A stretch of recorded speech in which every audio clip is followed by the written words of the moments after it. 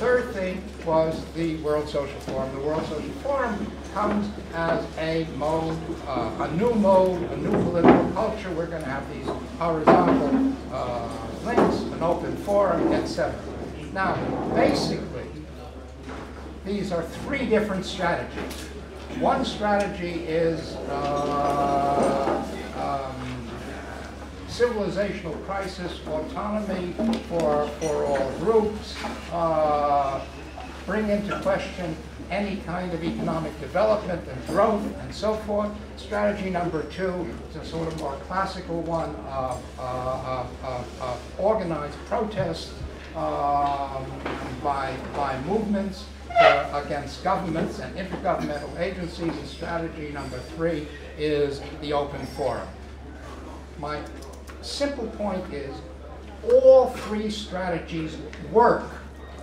That is to say, the strategy of the Zapatistas has been shown to work, at least for the groups that it organizes. They have survived. The indigenista movements are stronger than ever in the Americas, etc. The strategy of direct political action works, and the strategy of the open forum works. Now, the problem for the World Social Forum is that these three strategies are not only not the same, they are in conflict, in intellectual conflict with each other, and a lot of the argument that goes on is which one is the right one. And my answer to that is, obviously, since they all work, the problem we have is not to choose between the three, but to figure out how we can arrive at a working arrangement to do all three simultaneously. That ain't simple, and I don't have the bucket answer here, but that's basically, it seems to me, what people have been discussing, and the reason they've been discussing it is because everybody can point to his own strategy and say it works. It does work. So each of those three strategies work, but they are logically incompatible, but organizationally we've got to make them compatible. So I'll stop there. Thank you, Emmanuel.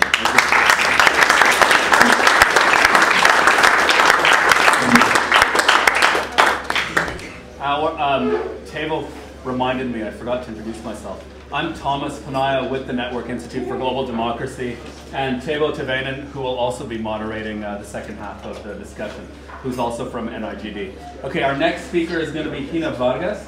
Hina is part of the Articulación Feminista Mercosur, and she's also a member of the International Council. And after Hina, I'm going to go to Nimo Bassi as our third speaker. And just to remind you, focus on the evaluation of the forum, how the forum is done, and where the forum should go in the future. 5 minutes, please. I will begin, I was in a meeting in the morning, and Carlo Lander said something that for me was very, very interesting. He said that the World Social Forum now, first of all, is an extraordinary instrument for new ways of doing politics, a new apprenticeship for all of us. At the same time, it's a very fragile instrument.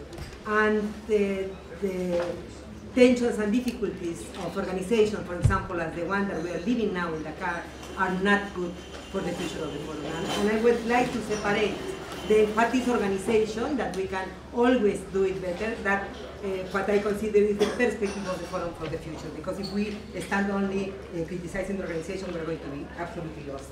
I am very angry, really. Yes. Louder, please. Louder. Okay. In these 10 years of the forum, I think that we have had an incredible amount of achievements, because we have had, I think, a permanent expansion of the agenda of transformation. Not only new common senses, but much more than only what was the first emphasis, that was the struggle against neoliberalism, where all of us were obviously committed, but it expanded much more at different levels, opening the possibility of alternative to capitalism at economic, political, cultural, social, and also feeding a new subjectivity. I think that that, for me, is one of the main achievements of the forum. not always so clear in anyhow. I think that one of the tensions that the forum has been having in all this especially the last period, is where do we go? How do we change if we have to incorporate new actors, as for example the political parties or the governments, for example? I think that I am here because they know, my friends know, which is my position. I am against the presence of the political parties and the government, not because I don't consider the importance of them, but because the political parties in my region, in Latin America, they still are not democratic political parties. Even much worse, even the ones of the left, that is really very, very difficult. And our governments from the left have a lot of achievement in many things. At the same time, they still are authoritarian. They still are in a extractivist model and not looking really for new ways of dealing. I was putting in the morning the example of Daniel Ortega. Daniel Ortega is still considered as part of the left.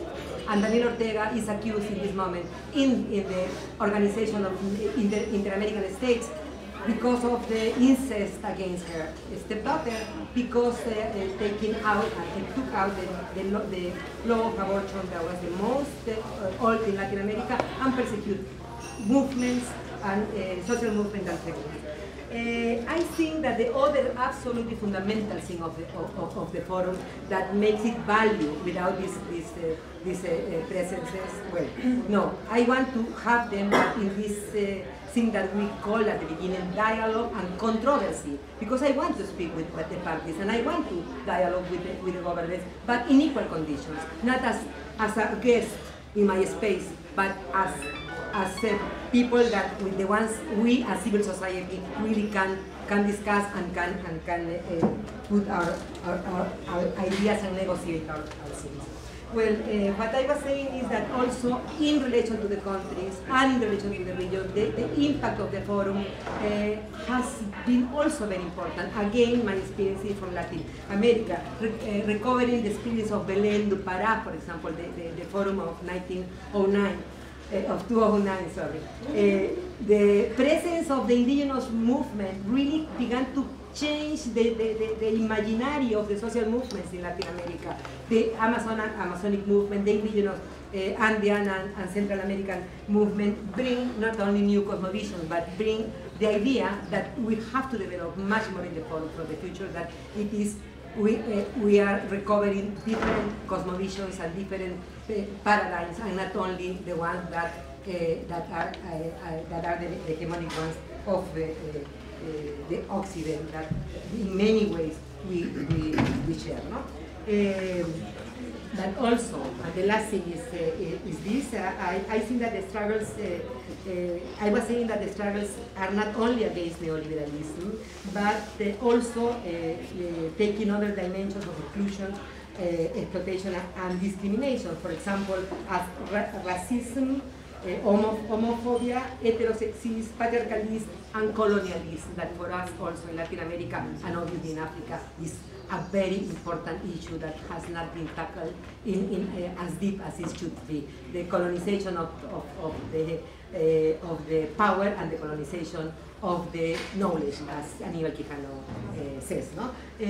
But still, these are kinds of things that we are trying to look in with different strategies, but are not coming still as a whole horizon of change in the forum.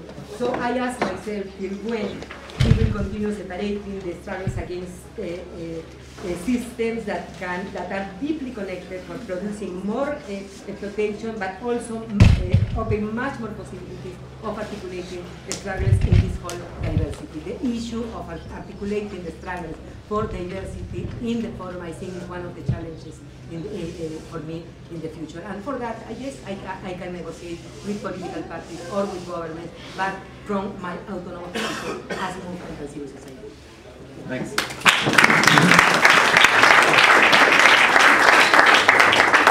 Our third speaker is Nemo Bassi. Now, unfortunately, I didn't have a chance to meet Nemo beforehand, so Nemo will have to introduce himself to you. Okay. Do you want me to back you? Okay, thank you. I'm sorry I came a bit late. We had a little bit of difficulties with our GPRS, so we couldn't find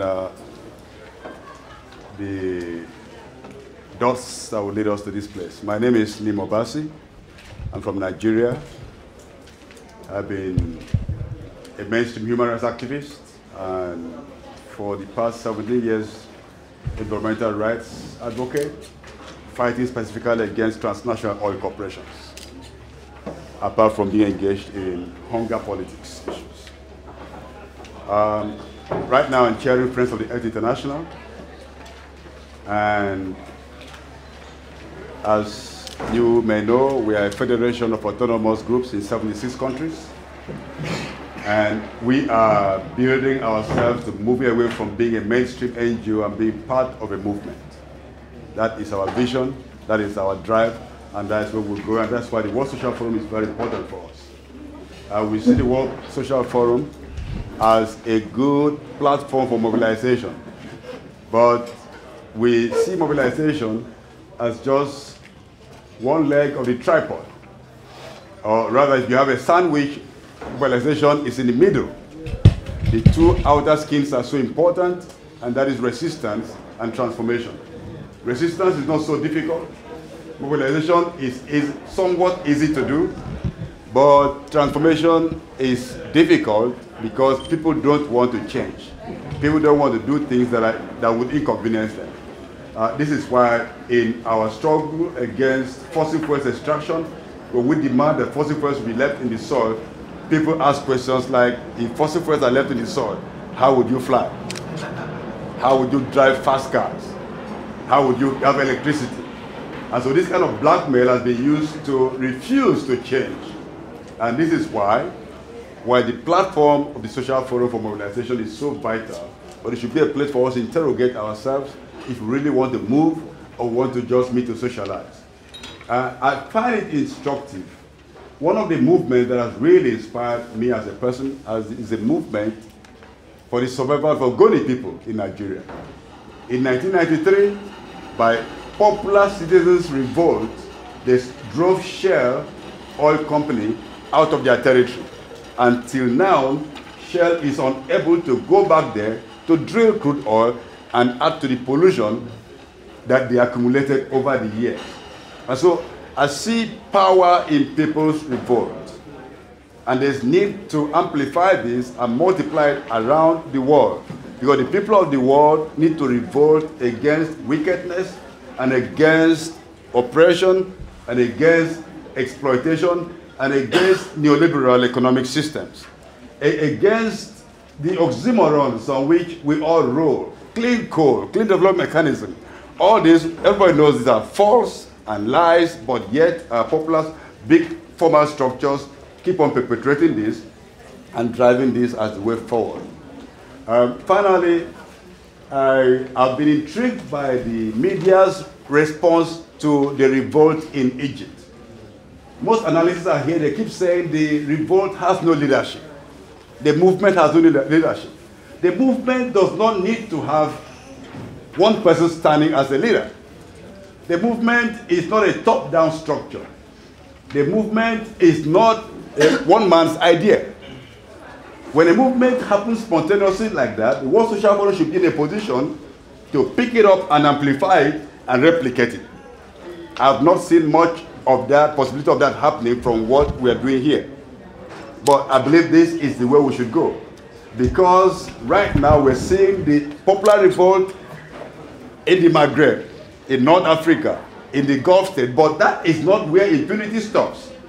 And I am personally particularly worried. This morning I almost stepped into a free bus that would have brought me to the venue until I saw the label of an oil company on the window. And I would not be found dead in that vehicle. But if we build our resistance and our movement on the same architecture of impunity, that is killing people, suppressing people, then I'm sorry, we have a very long way to go. So we need to interrogate ourselves. We must be the change first before we can change anything else. What are the sources of our resources? are we accountable to the millions who are dying every day because of the actions of big capital? How can we change the world if we are chummy with the purveyors of violence who don't use guns but kill us through pollution? I think I wasn't called to give answers to everything, but to raise questions. And that's what I try to do. Thank you. Okay, thank you.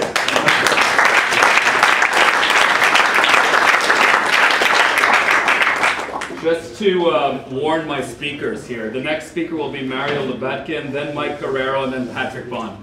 Mario Lebetkin is Director General of IPS and one of the co-sponsors of this panel.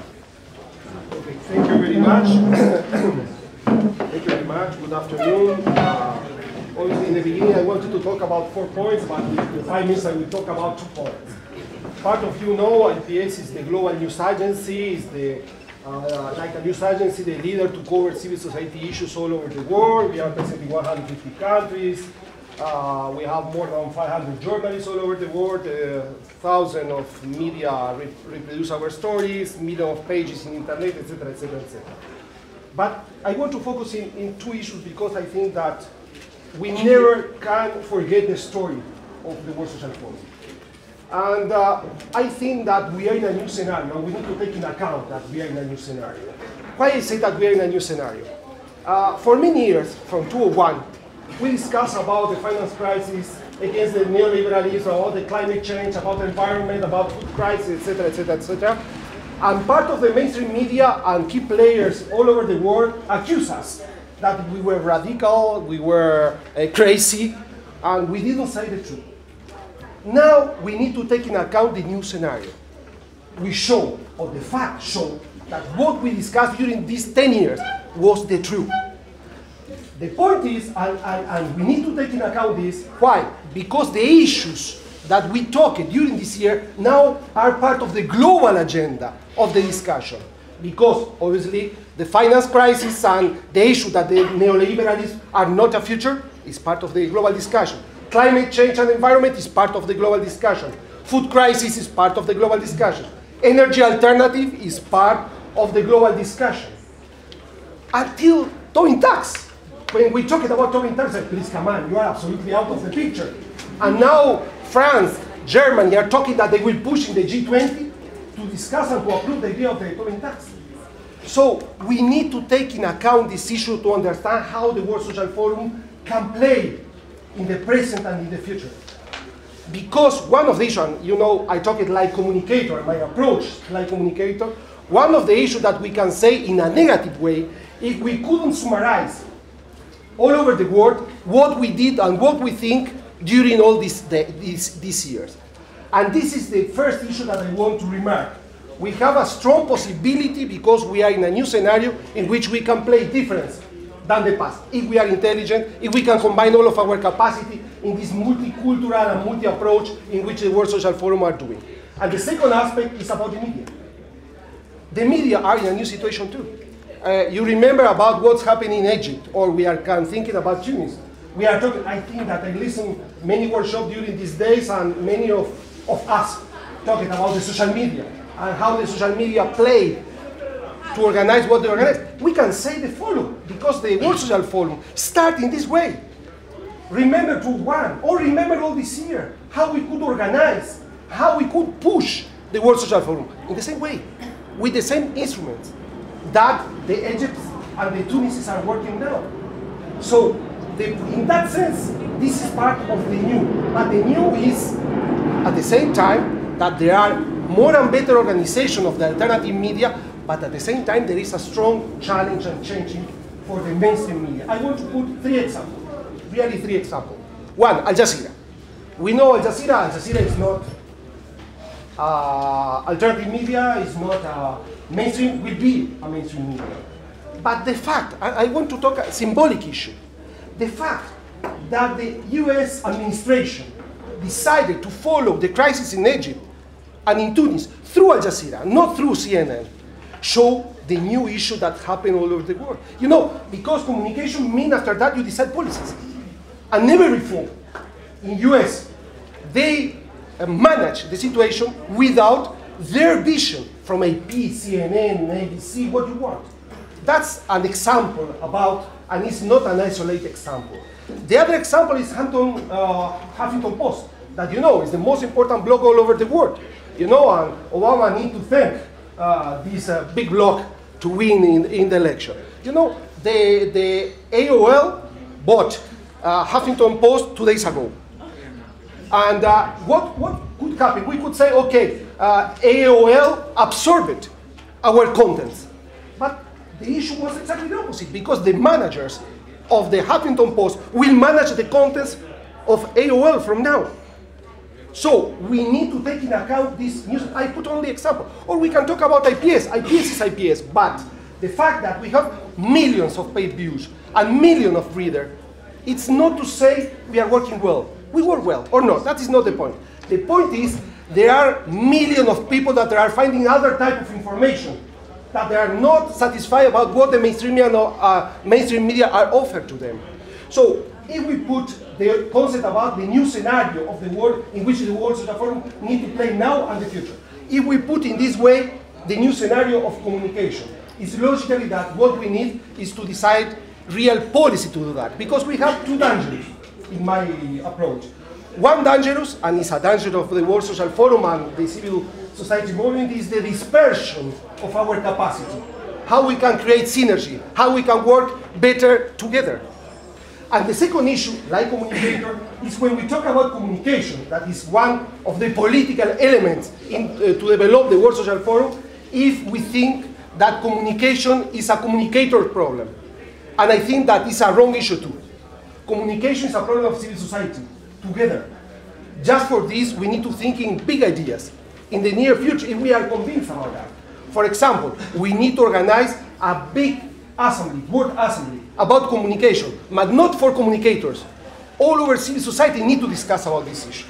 And second, we need to create a strong pool of media between alternative and mainstream media that want to play with us, to try to concentrate contents, because the fight is not about technology. The real challenge is about the contents, and who can win and who can disseminate better the contents, in which this pool needs to be very important. And finally, generally we are thinking the future. Our concept is other world is possible. We talk it and we joke in communication, other communication is possible. But what I'm feeling is when we talk about this, we talk about the future.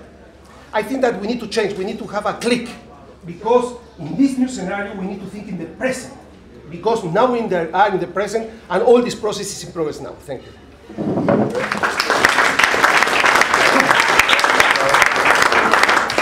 Great energy from our speakers here. Our next speaker is Michael Guerrero. Mike is a member of Grassroots Global Justice and part of the National Planning Committee of the U.S. Social Forum. Do you want to come here? Or? No. Can everybody hear me? Yeah. All right. So, afternoon. This is also my fourth Future of the World Social Forum workshop. So maybe people will start believing this after I finish for the fourth time. But the way I see it, I think there's been three phases of the development of the World Social Forum, or actually the global justice movement process over the last 10 years. Beginning in 1999 with the battle in Seattle. The first period was one, I think, of real militancy, real vibrancy of the movements that started with the battle in Seattle and all the mobilizations that Professor Wallerstein talked about, and a lot of major intense activity and building of the movement, and just a lot of excitement at the beginning. The WSF was started in that moment and really went through a whole period of kind of growth, just a lot of new forms of organization that were started around that time, and new methods of building movement. The second phase, I think, happened between maybe the years of 2004, around 2005, the middle part of the last decade. And during that time, what happened is that although there were a lot of major victories that happened against the WTO, against the free trade area of the Americas, that a lot of the struggles began to become decentralized and localized. So we saw, for instance, the initiation of a lot of bilateral trade agreements from the European Union, from the United States, between different nations, And so a lot of our struggles became very national, right? Also, the global justice movement wasn't just about neoliberal globalization in the economy. It became a whole wide range of issues. Forum processes actually adapted consistently throughout this period of time. And the other thing that we saw was an expansion of the forum process as well. National forums, regional forums, thematic forums, all of these forums took place, a multitude of forums throughout the world. I think we're about to enter a new phase of development of the World Social Forum process and actually the global justice movement process. Because the external conditions are obviously different now. The crises have really intensified in the last few years. The ecological, the economic crisis, the food crisis, migration, all of these things have really intensified. The other things that has also happened is that the geopolitical map has also changed a lot in the last 10 years as well. So we're seeing new forces politically with the rise politically of left of center governments in Latin America, for instance, the emergence of the Asian economies of India and China and other parts of the world as well. So the geopolitical landscape is also shifting quite a bit.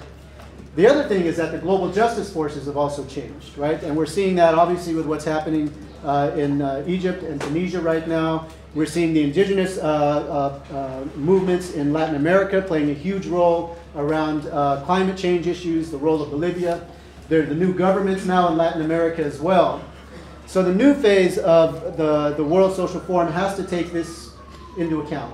The global justice movement looks very different, or potentially looks very different than it did 10 years ago. And yet, we're not necessarily completely connected as we could be, or as we have been in the past. So whatever the new forms of organization that we have, it has to take that into account. I think there are also some common frames now that we're starting to see. Whereas at the beginning of the last decade, we had very clear targets. The middle of the past decade, there were a multitude of targets. We're seeing common frames and targets now around climate change, around the economy, around migration, around a set of different issues. And you see it in international networks that you'll find these common frames as priority issues in the different networks. So also I think that's something that provides a lot of opportunities for us to be able to build upon as well. And then lastly, I think we're going to see a new period of militancy. We're already starting to see it in different places. And so, so we went through a period of somewhat of consolidation of the movement, but I think we're going to see a lot more mobilization and action moving forward from here, because the times are obviously calling for it. We're seeing new forces in motion, and we need to connect all those different pieces.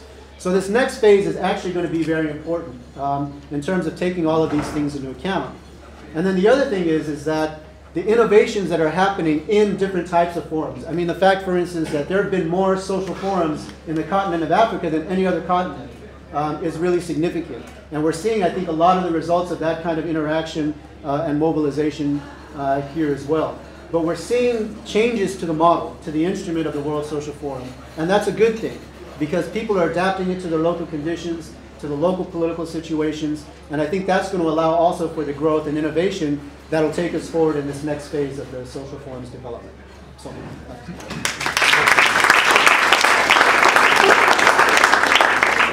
okay, just going to warn my speakers. The next three speakers will be Patrick Bond, Jeffrey Pliers, and then Omoyele Sowore.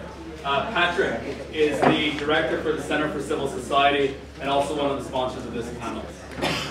Thank you very much, comrades. I'm taking two big risks in 5 minutes. I'll get over fast, but one is that there are activists, organic. I'm just an immigrant to South Africa, 20 years. But if Brian, Mersha, Vishwas, are there comrades from South Africa? They're the ones. You comrades, if you want to join our democratic left, the new independent left formation, they're building it. They're really serious. And my second, we often have Emmanuel come to lecture us in Durban, and I'll take the risk, if he allows, of just building on his questions about 3 dates, because we have some other ones. 94, Chiapas, 99, Seattle, 2001, WSF. 3 strategies, incompatible? Maybe. But our 3 dates might be different in South Africa. Comrades, correct me. 1994, something else happened. What was that? 2003.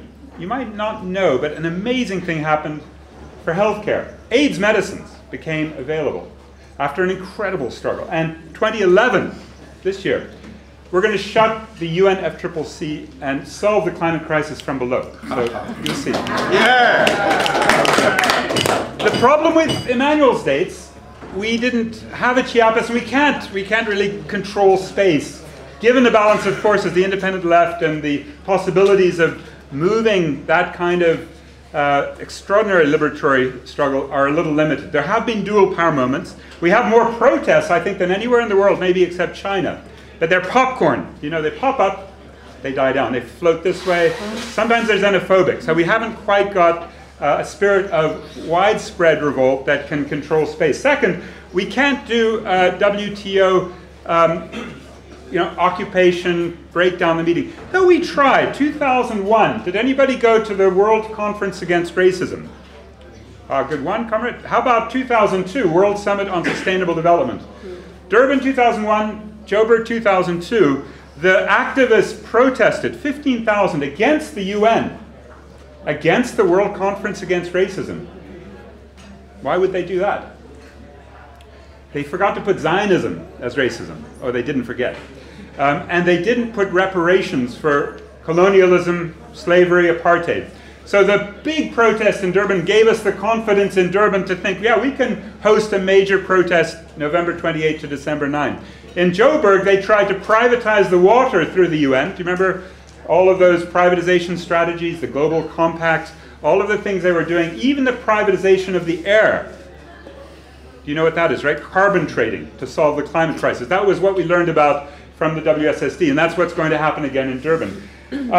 That's the second problem. We couldn't quite shut those down, but we did try, and those were very valiant attempts that built an independent left in South Africa. Those were maybe our high points, but it'll still be another opportunity to rise again. Finally, we didn't do the World Social Forum in South Africa. We've had a tragic gap between left Labour, which is still in the alliance with the ruling party, the African National Congress, and the independent left, the social movements, the feminists, the environmentalists, gays, lesbians. There's a big struggle to try to pull together. A little World Social Forum committee met. Mercer was crucial, but that's still ahead of us. So what do I mean 2003? 94 is obvious. We had a big struggle to get rid of apartheid, and what was the formula that worked?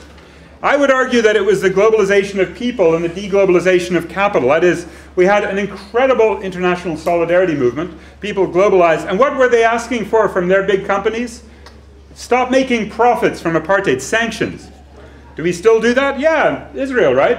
BDS, Burma. So we still have some excellent examples of global sanction struggles. Secondly, 2003, a great date because after 99, a treatment action campaign began and demanded there be medicines free. Now that was crazy. They cost $15,000 for AIDS medicines. Do you remember 10 years ago? If you said everyone should have those free, you were thought to be so romantic and idealistic. So what did the comrades do? They built this TAC from below. They overcame stigma, a very serious struggle in South Africa to try to get people to think about AIDS as something that could be treated and not just dealt with like, oh, the witch is coming to do AIDS education, burn the witch. There was a lot of that in the various communities. And so to get over stigmatization and then to attack Big Pharma via the White House, both Bill Clinton and Al Gore and then Bush and Cheney had to be taken on directly, and they were defeated through ACTA. And then we went to the World Trade Organization, do you remember Doha in 2001, and got an exemption, AIDS medicines. And then we had to defeat also the Mbeki government, which was quite a genocidal government. I have one more minute? One more minute, right? Okay, last minute is the lessons from those that bring us to Durban. Solidarity, globalization of people to deglobalize capital, to get AIDS medicines made generically and provided free in South Africa for 1 million people, which is happening because of this struggle.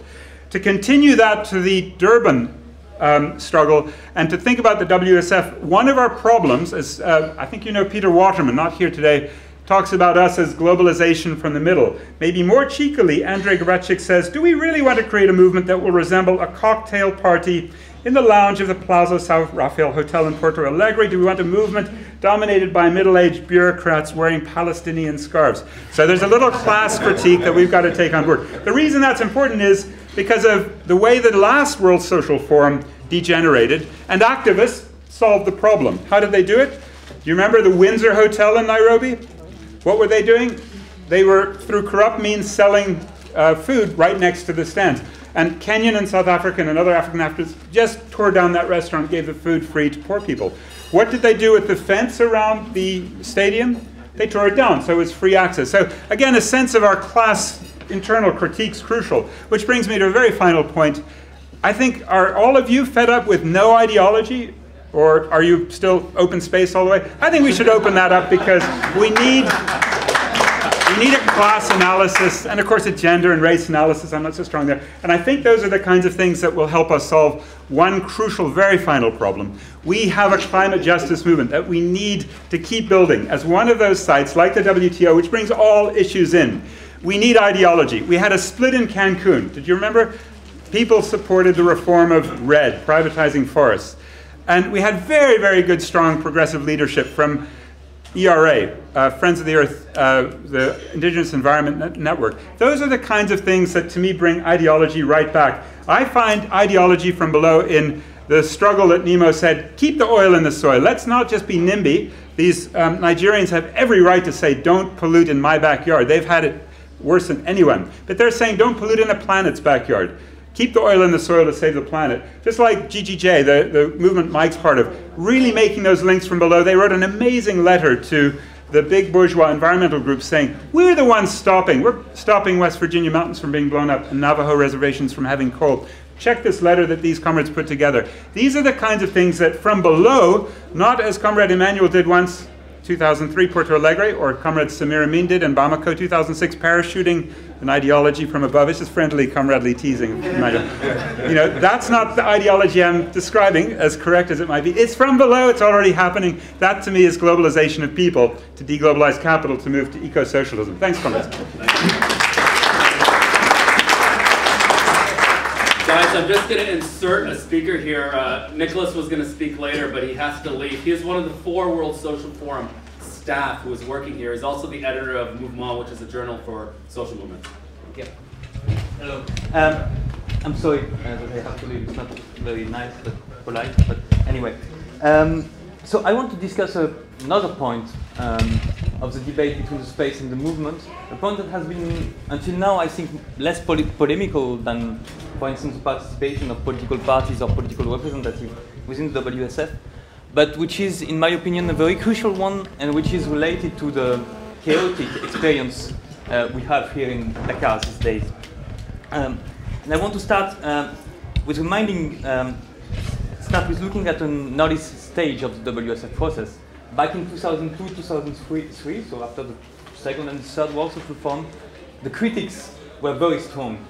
There were activities on the future of the forum that were really polemical, with fights and struggles within these activities. And the critics were about the privatization of the speech by prominent speakers, by VIPs, by people invited by the organizing committee, sleeping in this big hotel, Plaza San Rafael, and so on. And this was not only a problem of how open the speech is, which is already a big issue, but also of how the WSF is able to let new issues, innovative experiences emerge from the space. And I was part of a team conducted by IBAS that was responsible for a survey on the issues discussed at the World Social Forum 2003. And we did a comparison between the self-organized activities, which were pushed to the university, and the big plenary session which happened in the city center. And the plenary session were addressing the issue of imperialism, neoliberalism, and war, whereas the self-organized activities were mostly focused on access to water, gender issues, and solidarity-based economy. So there was a huge gap, actually, between the issues discussed. And there were like 2 forums happening. Of course, I don't mean to say that one has to be opposed to the other, and in 2003 we obviously needed a lot of activities and discussion and conversation about war, imperialism and neoliberalism. But there was a gap between the 2 forums.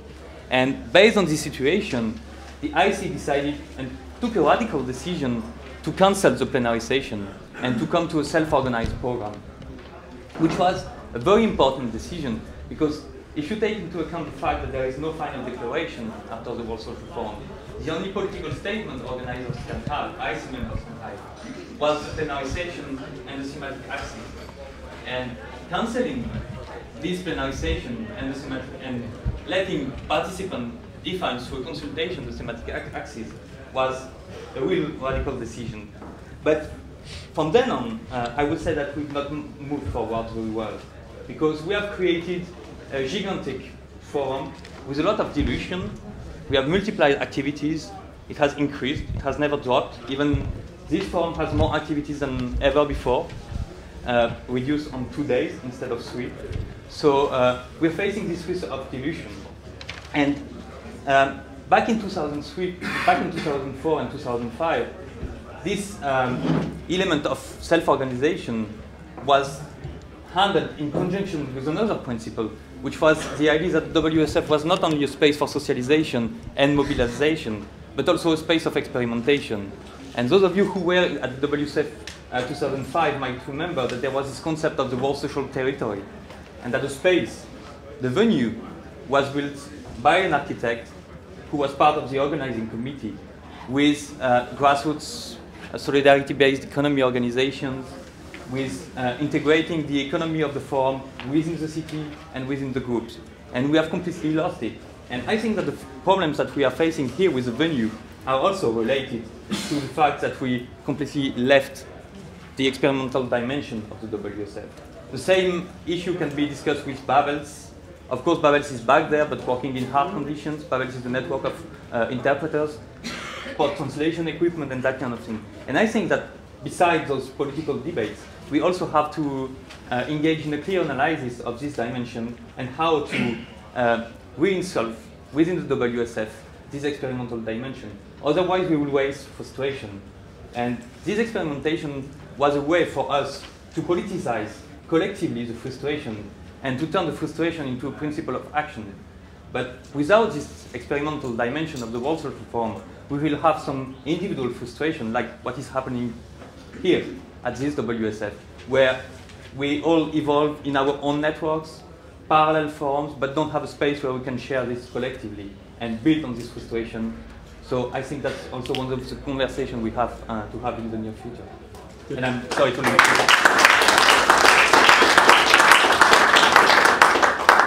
Our last 3 speakers will be Jeff Pliers, Oyele Sowore, and Francine Mestrom. So Jeff, where are you? Jeff is the author of a new book called Ultra Globalization. It's an excellent book on the global justice movement, and it's just come out. Thank you very much. I just want to react to something I hear a lot. I hear many people saying, especially in Europe, that the World Social Forum is over. Even many people have written about that it's, it was a good thing, but it made its time, and now we have to go to something else, something different. I would actually argue that we need at least as much World Social Forum as we used to 10 years ago. One reason is that the World Social Forum is about meeting and encounter between people, between experience, different people from different countries, with different backgrounds, meet, and also with different political, cultural activism, or let's say strategies, like Emmanuel Rolstein raised it. Yes, there are different strategies, different people, and it is not only a juxtaposition, it's a meeting, an encounter, where everyone actually is going back different. And it's the same for the cultural activism, and for everyone, actually there's a cross-fertilization, there's the formula has actually a deep impact on everyone and also on the way we think about the world. I would say that in recent years, it has been much more, it has been a spread between different cultures, like these people who thought that the local level was the most important thing went much more back to the local level. Other one went back to expertise, which is now, in many cases, as efficient, but less connected to grassroots, less connected to mass mobilization. And other also obviously believe in the state, and they are supporting political leaders. And all these people are maybe not talking enough together recently. And it is especially the case if we consider the national level. We have seen in Europe a lot of big demonstrations in Europe, but on a very, very national level. It is always a national frame. People mobilize in France, and something like a big thing, like every autumn there are massive demonstrations in France. But it's not anymore in a European context or European frame. It's not anymore a world frame. It's just very nationally framed. It's the same in Greece, in Portugal, in many countries. And so I say that I would say that it's we would maybe need much more world social forum, that is encounter social forums, to go beyond this national level that is much more important today than it used to be a few years ago. And it may even become more important after the crisis than it used to be. And this is why I think that we need more space of combination between different countries, different experiences, and different culture of activism. And obviously more world social forum, not less world social forum.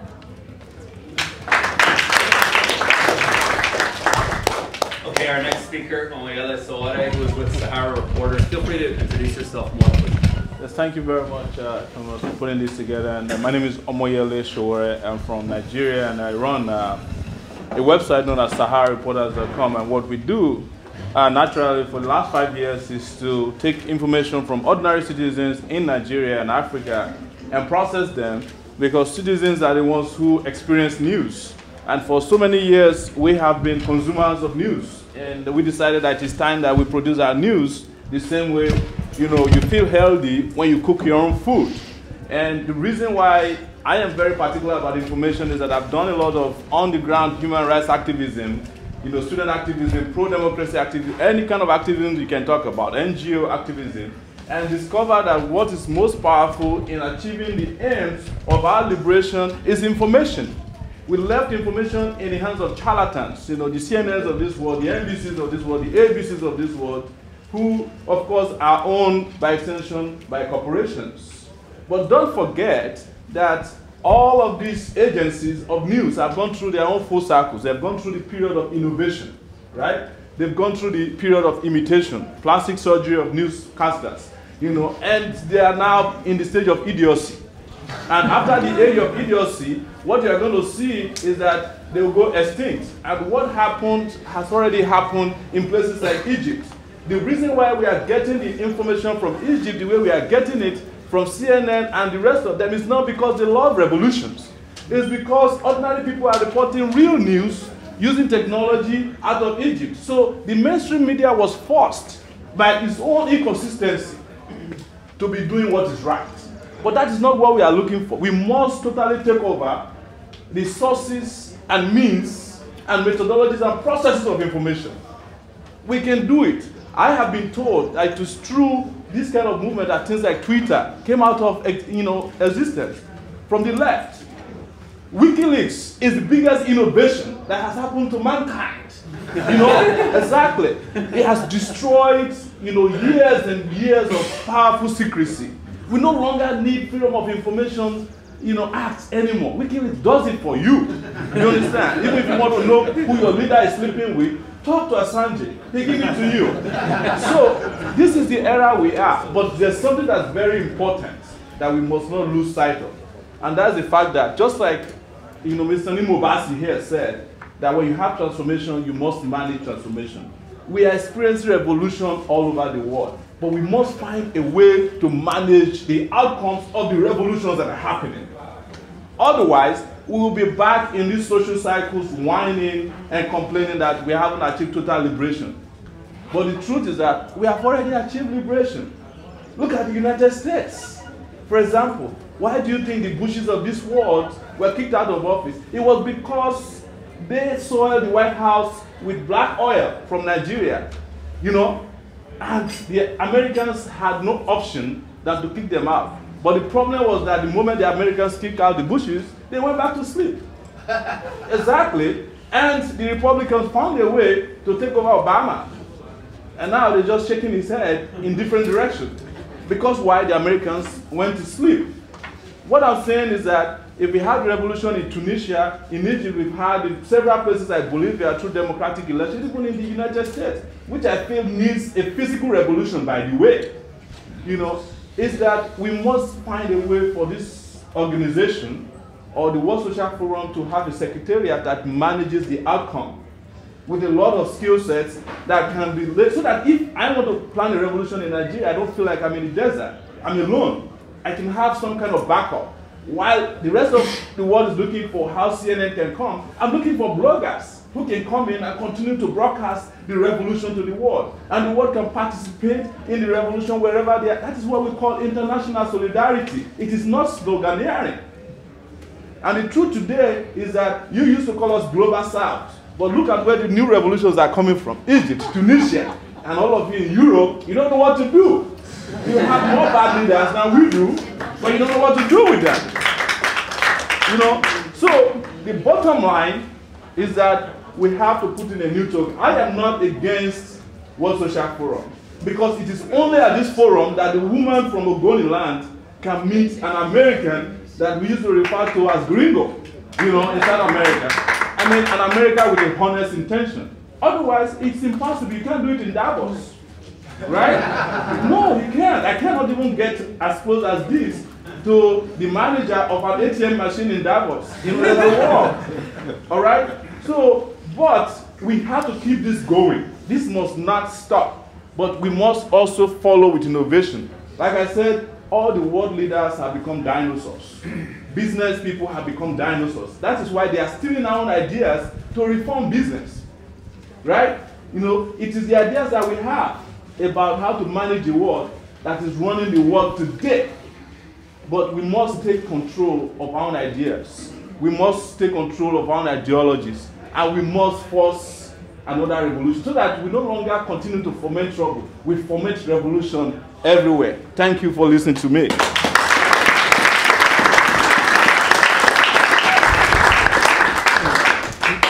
Our last speaker is Rosin Mestram, who is a member of the International Council and a lecturer at the University of Brussels. Good afternoon. Okay, thank you. Good afternoon. I would also like to start with reference to Tunisia and Egypt, because I think that what is happening there is a proof, an evidence of the value of the ideas of the World Social Forum. Of course, we cannot be so arrogant as to say we have influenced that revolution. We have not, but we have been proposing ideas, and the simple slogan of another world is possible, that has come through, and that has made people aware of their power, and that is their possibility to act. The second idea that I wanted to propose is that Tunisia and Egypt also show that it is certainly not us, not we, all the movements in the World Social Forum that are going to say how people should revolt, how people should react. People decide for themselves. But what we can do, and what we should do, I think, is to propose ideas and concepts and phrases that can be used when the time has come, when the time is ripe. This is not my idea. This is what Naomi Klein has been saying, what James Scott has been saying. We need phrases and sentences and ideas that can be used when people are ready to react. And I think that is really the heart of the strategy. A third idea is that I think, but this has been said already, the crisis has changed our movements. What is happening today, the points we are discussing today were not on the agenda 10 years ago. The point of a systemic crisis, of a civilizational crisis, makes us aware of the fact that we too, and all our movements and the World Social Forum, I think, will have to change. Because we clearly cannot find solutions within this system. And to me, it also means that we have to go beyond orthodox Marxism, beyond orthodox socialism. We have to find new ideas and new concepts with which we can work. A fourth idea, and then I come to a couple of very practical conclusions, is that I think all this has to happen stressing our diversity which we have also always cherished. But this diversity has to be respected within a concept of the awareness of our common humanity. And I think that is a very important point, and I think we should never forget it. We can cherish our diversity. We can say, yes, we respect the diversity. At the same time, we are one common humanity on one single planet that we have to take care of. So I come to a couple of very practical conclusions. I think the most important point is that I think the World Social Forum has to change after 10 years and after all the changes that we have seen happening and that all the other speakers have been mentioning. But I think we have to show the axis along which change can happen. We cannot say how it will happen and when it will happen, but you have to show the orientations. I think this forum here in Dakar has shown the limits of our formula. I think the mobilization here in Dakar is beyond any expectation. It is really great. We never, I think, in the International Council have been thinking that here could be more than 50,000 people. No one would have believed it, yet it happened. At the same time, it shows the limits for the organization and for the management. There are really problems, and I think we have to tackle them. What we should do at a very practical level, and maybe this message is in the first place for the members of the International Council, but I think we have to rethink the thematic axis of the forum. They belong to the old period. I think Tevo maybe was one of the first persons who referred to this a couple of years ago. I'm not very sure, but a couple of people already said this.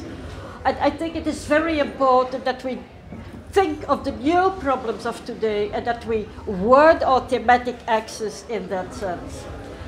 A second point is that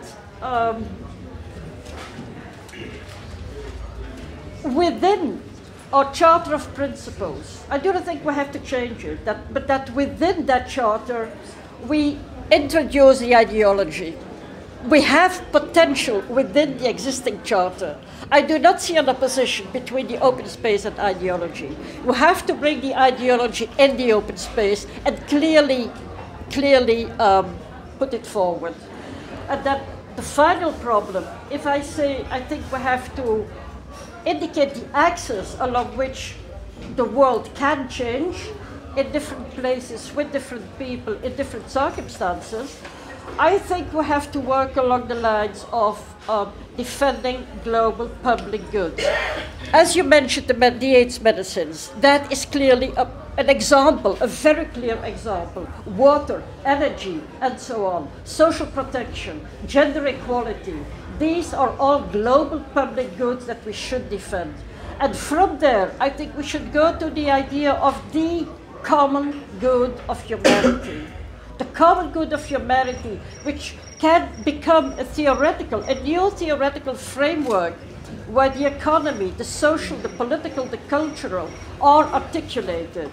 And from there, you can work in all different directions. So from the grassroots and from the basic needs of people, and a little bit beyond if you ask me, but okay, we have to come to a framework that again will allow us to then again spread and work, I think, in a better way in the World Social Forum. One more remark, if you allow me. I share the enthusiasm of all the speakers here. I share it. I do not always share the optimism, because I think the left is also in crisis, and certainly in Europe there is a serious crisis of the left, and we have to tackle it, and I do not know whether that will be in time, because the extreme right is making an enormous progress, and we are really in a very dangerous moment at this time. Thank you. Thank you.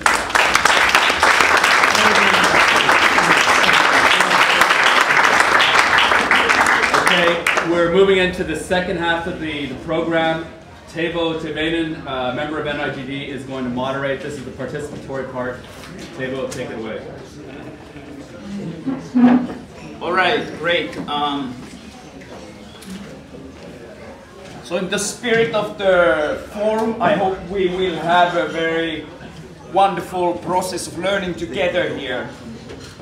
I will try to be not a moderator but a provocateur, and in order to facilitate the debate, I may take the risk of sometimes sounding crude, sometimes interrupting, sometimes saying that even if you ask the word first, we'll continue this debate. I say this at the beginning. You feel free to let me know if that doesn't work out. We've heard different perspectives of the forum, quite diverse. I personally would like to state, for example, that we haven't had like of the lax, this is a self-criticism of us, like there should have been probably more like autonomist, anarchist positions also here, so especially if the people want to speak from that position, please try to make yourselves heard. Also, please feel free to speak in different languages if you don't feel comfortable in expressing yourselves in English. We have a couple of the original speakers who said they're coming, like Boaventura de Sousa Santos and Chico Whitaker, and they might appear at some point, and I'll try to integrate them in the debate.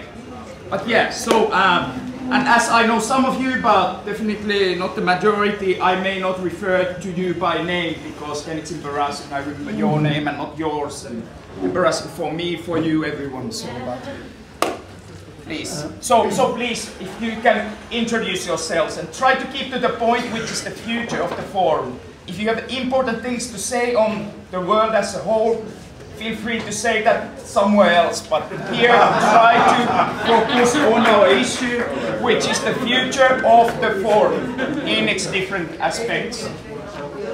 And by the way, if you have a position on what concretely should happen, for example, in 2012, 2013, and 2050, please be very specific and tell us 2013 either here or there or later on somewhere else. And here's Chico Whitaker, who will listen to the first interactions here. Because this is a square without an owner, as Chico has always said. And now we're starting with Asril's intervention. Yeah! No. We've had the speaker.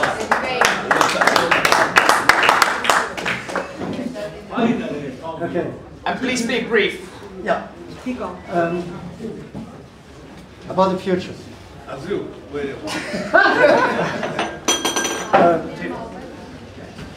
We have not so much time.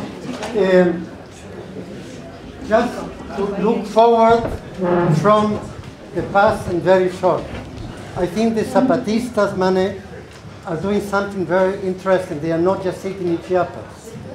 The electoral, the no elections means popular political education, because without transforming consciousness, why take power to repeat what we don't want?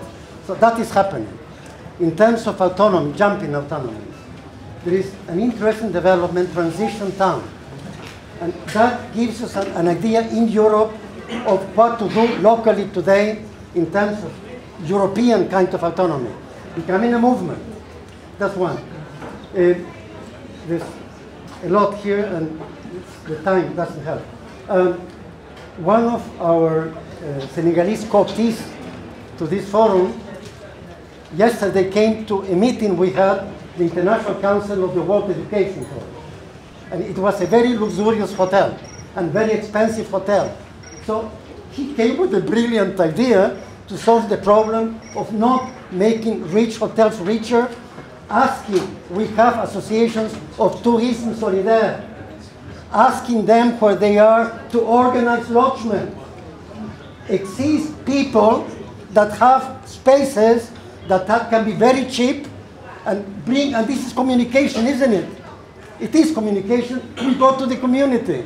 This is a banlieue outside of Dakar. And they are prepared, then this could be an idea for the future. We don't have money, okay, let's get smart thinking about money. Patrick, ideology. You know, ideology, sounds ideology. The Zapatistas said, for humanity, a value, people understand what humanity is, and they understand what greedy capitalism is. they say, for humanity against neoliberalism. Now, something has happened to our own capacity. In the old times, we used to say socialism or barbarism. Has it changed? No. So, if we go back to ideology, people are asking, what is a new possible world? What is it? Okay, is it capitalism? We know what capitalism is. Neoliberal or not? So I would say, let's seriously take ideology. For me, socialism means global justice. For someone, but the new left didn't want the old claim. No, or my Stalin is father. That's past. But the new left said we can have socialism with democracy. That means justice and dignity. Wonderful. Please. Patrick. I just want to make a small question to Wallenstein. And if you want to introduce yourself, it's not necessary, but I encourage people to introduce. My name is Maria Teresa Rojo from Spain, the Women Ecologist Association. I wanted to ask Wallenstein, what do you mean by that these strategies work? No? What do you mean? I mean, work for awareness, work for changes of global politics or in industrial strategies. What do you mean? And also to hit Hina, I wanted to ask her, what do you mean by feeding a new subjectivity? No? Because I think in that aspect, I think that men approach and the women approach is different in this forum. No? I see the role of women in this forum is fantastic, no? And I would like you to go deeper on that. Thank you. All right, Newton, I know Emmanuel and Gina boiling with desire to talk about these things. We'll continue here. Gentleman there. I'm Mark Randazzo with FNG in San Francisco. I just wanted to ask a follow-up question about the forum and the future of the forum and even the future of the next 2 days. When Dr. Wallenstein talked about these different scenarios, and Patrick obviously showed that there are more, but if we just take two of these strategies that we'll hear about later, why they work. But I guess it's the Seattle and the social forum. This attempt to bring more political debate in, what was sometimes referred to in the past as the action versus space debate, and then the social movements assembly. Where do we think we're at now? There have been many innovations. We've seen the social movements assembly. There's going to be a social movements assembly tomorrow. There's also an assembly of assemblies, and 38, I think, assemblies that we'll be talking. How is all of this coming together? How are we successfully bringing the ideology to the forum? How is it manifesting itself? Is it manifesting itself in a way that is comfortable for those, I'm looking around for where Chico is, who defend the space concept strongly? And what is going to happen over the next 2 days, if anyone can kind of say, between the social movements assembly tomorrow from 3 to 5, the assembly of assemblies, and how that's going to play into some political action, but in the context of the forum moving forward, and maybe bringing the Seattle and the social forum successful strategies together.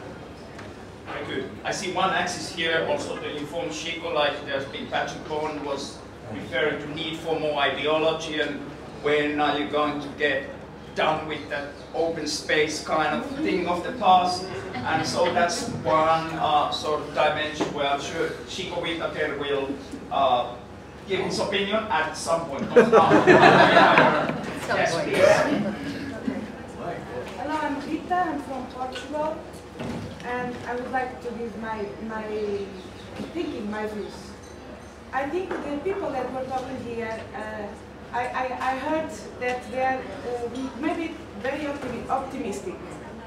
I believe in this process very much, but I'm not so optimistic. I agree that it has to be rethinking, because the world is changing, and we have to rethink the process and to make innovation on it to keep it alive. And I think after 10 years, as someone said, we have the crisis, financial crisis, put down the theory of neoliberalism. In a way, the theory that is the base of neoliberalism, that says that the market has an invisible hand that takes care of everything, it fell down, it fell apart. So now the capital is desperate, looking for a new kind of ideology that can sustain their own capitalism. I think the neoliberalism is with a lot of difficulties now because they don't have the base of the theory. And but that doesn't say that they are going and they take our own proposals. What I think is happening is that this is going to the extreme right process. This is going to the tea parties in the United States. This is going to extreme right in Europe, for example. And this is, I think, is a very serious thing. And that I think we have to take this into account to say that the forum and the movement have to look at this as a big challenge. I think we need more convergence now. We have all the diversity, and that is so good, and we need convergence now. I think we need political platforms to fight this process that is going to the extreme right. And also, I'm very much from the base, and I think we need very much to go to the base. And the communication is very important, as someone told here. But for example, me, I'm from Portugal, and now the IMF and all the crisis is going to Portugal. And people don't understand nothing what is happening. And people need, they don't have access to all these alternative media. So, the majority. So we need to find out ways to go more into the base and to bring the people from the base to the process too. That's it. Thank you.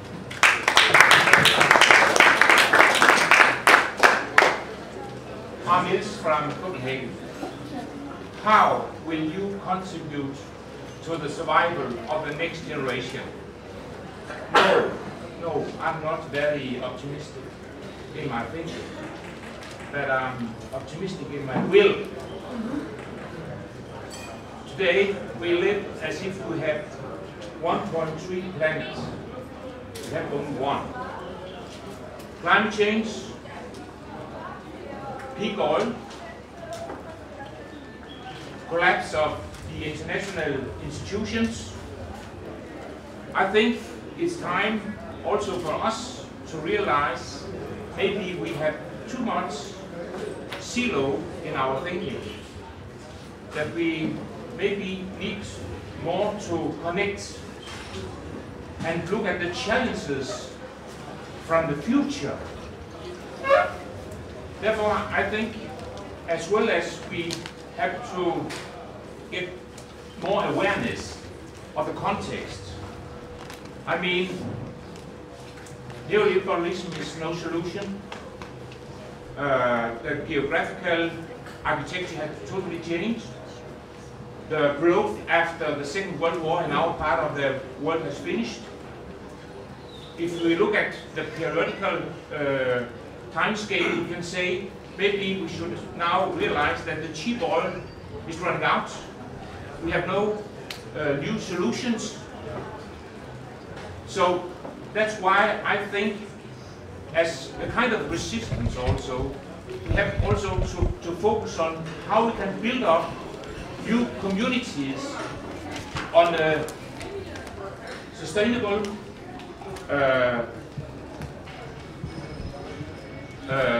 way where we can realize the resilience. How can we build resilience in our communities? And to start could be in our communities, but the regional level should be the focus point with food security, with energy security, and so on. And I think that could be my contribution here for the next World Social Forum. How can we give good examples for the movement? Not only to look at the past, look at the resistance, not only say that another world is possible, but also that we could help each other in a holistic way to focus on new alternatives. Thank you. Wonderful, yes. I start feeling uncomfortable if I see only this hand that is sometimes invisible, tends to be male quite often. Now I see a lot of dudes asking for the floor, so I would encourage women not only to focus on the gender issue here, but please, yes. Yeah, it's not so important who I am. I wanted to make a short comment on the future of the forum, and also as a practical maybe suggestion. I mean, I would stop to tell this big story of that's the forum and how it was created from Zapata to Seattle and now, because it's not my story of the forum, it's not the story of how the Brazilian landless movement came to the forum, it's not the story of the people that are here the first time. And this would also not reflect, like, there are people here since 10 years and they are frustrated, and there are people here the first time and they have hope. And, you know, so I think we should stop to think as the one forum, but rather think of the forum as a structure and a supportive structure for all these different levels that are actually happening. I mean, the forum is not the core of the global left. It's not the center or the hierarchical top point of the global justice movement. I mean, it's just not true. But it can be the supportive structure, and so if we talk about redefining the axes, we should maybe think about not making them as thematic axes, but as structural axes, as it is already happening now with axis 12, you know? And then we can maybe be more efficient on one level and talk about modernity and ideologies and so on, and keeping the same efficiency on the other level where I talk about water supplies in the suburbs here and Dakar. So maybe that would be a point, but of course this also needs to be in a different way organized. And then the special thing about the forum is that it can exactly reflect about these different structures.